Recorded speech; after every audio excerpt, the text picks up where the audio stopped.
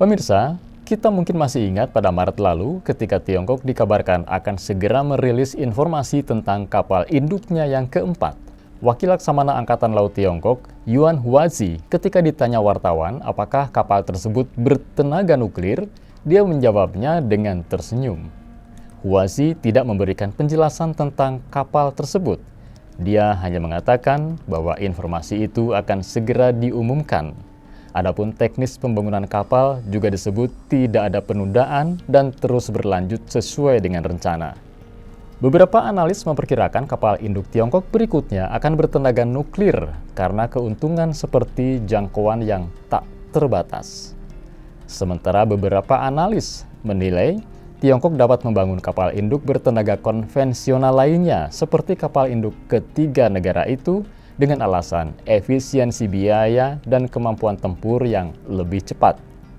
Sebagaimana yang kita tahu, Angkatan Laut Tentara Pembebasan Rakyat atau PLA saat ini hanya mengoperasikan dua kapal induk, yakni Liaoning dan Santong, yang keduanya bertenaga konvensional dan menggunakan lantai Skyjump untuk membantu lepas landas pesawat. Sementara kapal induk ketiga yakni Fujian yang lebih besar dari dua kapal induk pendahulunya sudah menggunakan pelontar elektromagnetik untuk membantu lepas landas pesawat dan telah menjalani uji coba tambat dan uji coba laut. Setelah diluncurkan pada tahun 2022 yang lalu, militer Tiongkok berhasil menjadi perhatian dunia lantaran Fujian merupakan kapal induk pertama yang sepenuhnya didesain dan diproduksi di dalam negeri. Menurut Matthew Funayole dari Center for Strategic and International Studies atau CSIS, Fujian adalah kapal induk modern pertama Tiongkok dengan kemampuan yang sangat canggih. Dilengkapi dengan sistem pelontar ketapel elektromagnetik, kapal ini dapat meluncurkan jet tempur lebih cepat dan mengangkut lebih banyak amunisi, sekaligus menempatkannya sebagai saingan serius bagi kapal induk Amerika Serikat Gerald R. Ford. Dengan begitu, Fujian juga memperkuat posisi Tiongkok sebagai kekuatan laut terbesar kedua di dunia.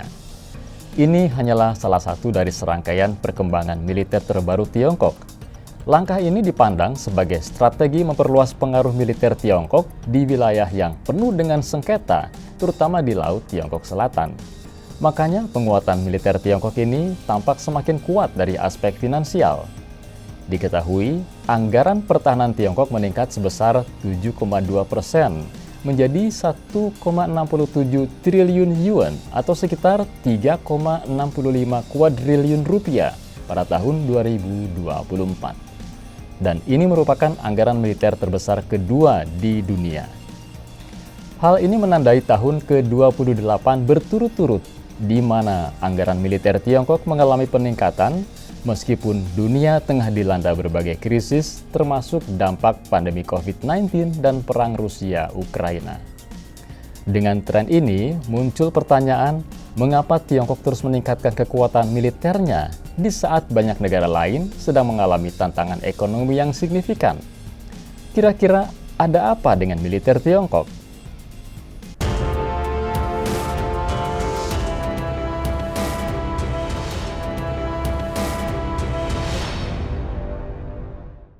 Pemirsa, selain kemajuan ekonomi, pesatnya perkembangan militer Tiongkok juga menarik perhatian dunia.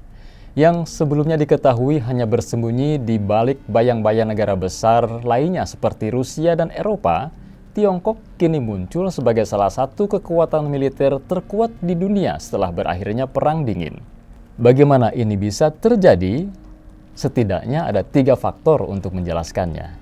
Pertama, pemerintah Tiongkok menerapkan strategi yang disebut Military Civil Fusion atau MCF. Strategi ini bertujuan untuk melakukan reformasi di industri pertahanan Tiongkok dengan cara mendorong sektor swasta untuk berinvestasi dan memproduksi peralatan yang juga dapat digunakan oleh militer. Reformasi ini bertujuan untuk mengurangi beban administratif bagi perusahaan pertahanan swasta dan mendorong persaingan yang lebih kuat di industri pertahanan Tiongkok. Strategi ini sebenarnya sudah dimulai sejak era Mao Zedong.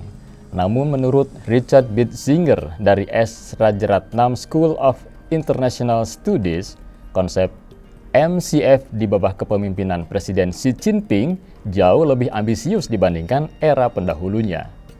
MCF ini juga diterapkan termasuk saat pandemi COVID-19 di Tiongkok. Dengan alasan menjaga keamanan nasional dan memastikan distribusi vaksin yang cepat dan tepat, pemerintah Tiongkok memanfaatkan situasi pandemi untuk memperkuat latihan militer. Selanjutnya, Tiongkok juga memanfaatkan perkembangan teknologi. Dalam bukunya US-China Technological Decoupling, John Bateman menyatakan bahwa kunci perkembangan militer Tiongkok terletak pada kemajuan teknologi. Pemerintah Tiongkok mampu memanfaatkan kapasitas riset dari berbagai perusahaan dan universitas untuk mengembangkan teknologi militer dengan memberikan insentif serta dukungan secara politik. Menurut penelitian dari Australian Strategy Policy Institute atau ASPI, Partai Komunis Tiongkok atau PKT memiliki hubungan dengan sejumlah perusahaan teknologi di Tiongkok. Ini memungkinkan semua kegiatan riset dan pengembangan diarahkan untuk mendukung kepentingan pertahanan negara. Selain itu, Tiongkok juga dikenal karena kemampuannya dalam meniru teknologi militer dari negara-negara besar. Pengamat militer Chris Osborne dalam artikelnya China Loves to Steal US Military Technology, Next, the US Military Tactics, menjelaskan salah satu alasan mengapa teknologi militer Tiongkok berkembang begitu pesat adalah karena mereka meniru teknologi dari negara lain lalu memproduksinya dengan biaya yang lebih murah dan dalam jumlah yang lebih besar. Keunggulan Tiongkok sebagai kekuatan ekonomi ternyata juga turut memperkuat posisi ini karena sektor industri Tiongkok mampu mendukung proses produksi dalam skala besar. Menariknya lagi, pesatnya perkembangan teknologi militer Tiongkok sebenarnya didorong oleh konsep yang menjadikan Amerika Serikat sebagai kekuatan militer global, yaitu Military Industrial Complex. Konsep ini memandang hubungan antara militer dan industri suatu negara harus dilihat sebagai satu kesatuan. Presiden Amerika Serikat ke-34, Dwight D. Eisenhower dalam pidato perpisahannya pada tahun 1961 memperkenalkan istilah ini dengan harapan industri Amerika Serikat di masa depan dapat dimanfaatkan untuk menjaga pertahanan nasional. Di era modern, faktor politik, ekonomi, sosial, dan spiritual semuanya berkaitan dengan kemampuan suatu negara untuk melindungi kedaulatannya. Ini berarti Tiongkok sebenarnya berhasil bangkit sebagai pesaing utama Amerika Serikat tidak hanya di bidang ekonomi, tetapi juga di bidang militer berkat menerapkan konsep ini. Pertanyaan yang muncul kemudian adalah, mengapa Tiongkok bisa begitu percaya diri dalam meningkatkan kekuatan militernya? Dan mengapa Amerika Serikat tidak bertindak dengan cara yang sama seperti yang dilakukan selama Perang Dingin melawan Uni Soviet? Berbeda dengan Uni Soviet, meskipun Amerika Serikat beberapa kali tampak mengancam kemajuan militer Tiongkok, ancaman ini sebagian besar masih dianggap sebagai retorika belaka. Faktanya, Tiongkok belum termasuk dalam daftar negara musuh dalam Undang-Undang melawan musuh Amerika Serikat melalui sanksi. Beberapa pihak berpendapat bahwa ini terjadi karena Amerika tidak menganggap militer Tiongkok sebagai ancaman serius. Namun, pandangan ini menurut beberapa pengamat nampaknya kurang tepat. Nahal Tusi dan Lara Seligman dalam tulisan mereka di Politico berjudul The US Overestimated Russia's Military Might, Is It Underestimating China's? Menilai bahwa ada kekeliruan Amerika Serikat dalam memperkirakan potensi ancaman militer Tiongkok. Menurut seorang pejabat dalam pemerintahan Biden yang tidak disebutkan namanya, saat ini Amerika Serikat sedang melakukan tinjauan besar-besaran terhadap data intelijen mereka. Salah satu perhatian utama dalam tinjauan ini adalah permintaan mendesak dari para pejabat Amerika untuk mengevaluasi kembali kemampuan militer Tiongkok. Proses ini tentu saja dipicu oleh kemampuan pemerintah Tiongkok yang menurut mereka menyembunyikan kemampuan militernya. Mengingat fokus spionase Amerika Serikat dalam beberapa tahun terakhir lebih terpusat pada konflik di Eropa dan Rusia. Selain itu, Tusi dan Seligman juga menemukan bahwa kurangnya kepastian intelijen tentang potensi militer Tiongkok dipengaruhi oleh upaya Presiden Xi Jinping untuk memberantas mata-mata asing di Tiongkok. Mengingat pemerintah Tiongkok secara sistematis telah melumpuhkan banyak informan CIA sejak tahun 2010, sehingga menggagalkan operasi intelijen Amerika Serikat selama bertahun-tahun. Itu artinya dapat disimpulkan bahwa Tiongkok telah menggunakan taktik pengelabuan untuk meningkatkan kekuatan militernya tanpa terdeteksi oleh lawan.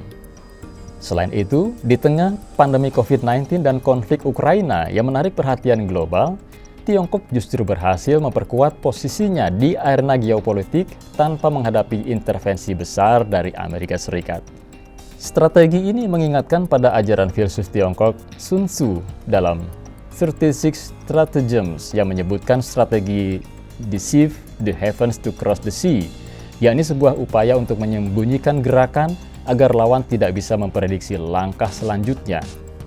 Dalam hal ini, Presiden Xi Jinping berhasil menerapkan strategi ini dengan sukses. Jadi pemirsa, bangkitnya Tiongkok sebagai kekuatan geopolitik di Asia Pasifik memang sangat patut diakui.